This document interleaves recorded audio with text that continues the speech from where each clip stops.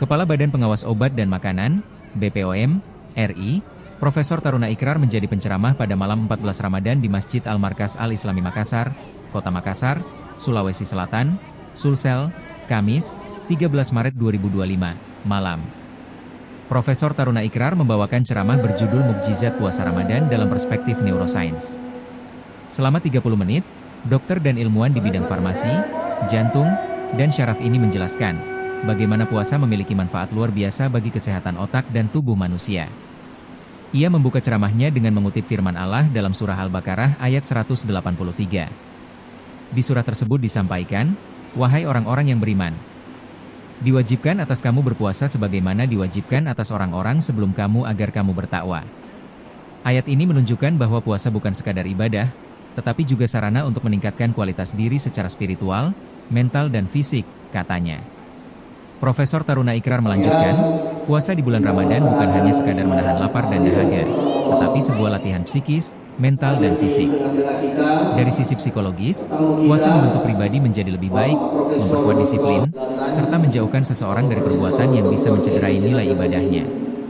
Kemudian dari sisi perspektif ilmu saraf, puasa disebutnya memiliki manfaat luar biasa bagi kesehatan otak. Tidak bisa lagi disebut khalifah. Contohnya orang-orang yang gila. Oleh karena itu otak kita sangat penting. Manusia jadi khalifah karena otak, dan karena otak kita luar biasa, hidup biologi yang paling besar otaknya Bapak. Lebih besar dari otak kita. Sebagai seorang ilmuwan kedokteran, panjangnya pembuluh darah kita itu berapa Bapak? Mulai dari pembuluh aorta sampai dengan pembuluh kapilernya. Mungkin banyak yang belum tahu, panjangnya itu 45.000 kilometer. Jarak saya dari Jakarta ke Makassar cuma sekitar 1.000 kilometer. Ini 45.000 kilometer. Kalau kita ukur, bisa pisahkan seluruh pembuluh darah kita itu panjangnya 45.000 km. Keliling dunia cuma berapa? Keliling dunia cuma sekitar kurang lebih 18.000 km. Jadi kalau kita kelilingi seluruh pembuluh darah kita, keliling 2,5 kali kita keliling, baru kita kelilingi seluruh pembuluh darah yang ada di dalam tubuh kita. Ini kan mujizat luar biasa tubuh kita. Nah, bagi seorang dokter, bagaimana caranya kita membersihkan terowongan yang sangat panjang seperti ini? Mustahil kan? Palingan yang dilakukan dokter ahli jantung dipasang stent, dipasang ring, dikasih minum obat statin, obat fenobarbital, obat pengencer darah. Palingan itu yang dokter bisa lakukan. Tetapi lewat mujizatnya berpuasa, lewat proses glikolisis, glikon dan lisis itu artinya pecah-pecah. Proses glikolisis, panjang pembuluh darah yang luar biasa itu bisa bersih Bapak Ibu lewat berpuasa sebulan penuh. Ini mujizat pertama yang luar biasa. Makanya banyak ahli gizi yang mengarahkan kita berpuasa walaupun sebenarnya sekedar sehat. Kalau kita berpuasa di bulan Ramadan, bukan hanya jadi sehat, kita juga bisa menjadi la'allakum tattaqun. Insya Allah kita semuanya Bapak Ibu masuk surga kalau kita jalankan puasa ini dengan maksimal. Jadi proses yang pertama yang disebut dengan glikolisis. Keunggulan kedua berpuasa, yaitu terjadi apa yang kita sebut. Jadi yang pertama, dibersihkan semua toksin-toksin kita, racun-racun kita, dibersihkan semua lemak-lemak jahat kita yang ada di dalam tubuh selama sebulan penuh. Jadi berkahnya luar biasa. Sudah dapat pahala lebih indah dari 1.000 bulan. Mendapat pahala menjadi tak takut, surga balasannya menjadi orang yang sehat. Itu yang pertama, yang hubungannya yang kita sebut dengan proses glikolisis. Apa yang kedua? Terjadi yang namanya autofagi. Apa autofagi?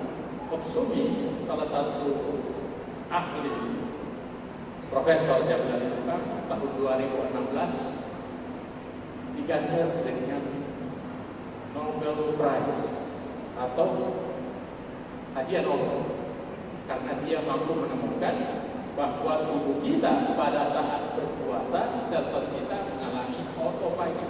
Auto itu sama otomatis, pagi itu makan. Tubuh kita artinya sel-sel yang jelek ini memakan dirinya sendiri. Itu disebut autofagi.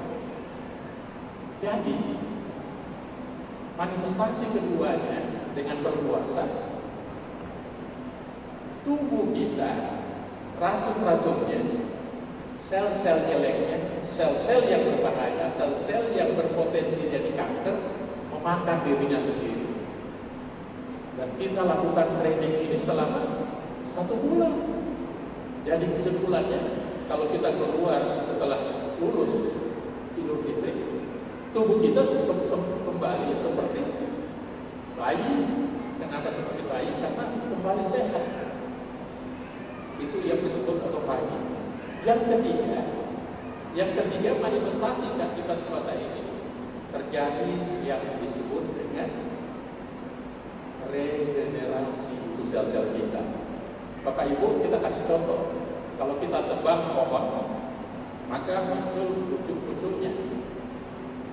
Iya kan? Tubuh kita setelah proses autofagi dimakan dirinya sendiri, yang tua-tua terus proses glikolisis dibersihkan racun-racunnya. Tahapan berikutnya apa yang muncul? Muncul pucuk-pucuk baru sel-sel tubuh kita. Itulah yang disebut proses regenerasi. Jadi, maka ada penelitian orang yang rajin berpuasa umurnya lebih panjang dibanding orang yang tidak pernah berpuasa. Itu ada publikasinya Bapak. Tinggal masuk ke Google, cek ke PubMed, cari pasti compare lifestyle. Itu akan menunjukkan bahwa orang-orang yang berpuasa lebih panjang usianya. Kenapa? Karena selain dia lebih sehat, muncul hal-hal yang baru, sel-sel baru di dalam tubuhnya, proses regenerasi. Jadi kesimpulannya dalam konteks hubungannya dengan kesehatan, dengan berpuasa, tubuh kita bisa menjadi lebih muda. Menurut ahli genetik dengan berdasarkan teori telomer, sebetulnya usia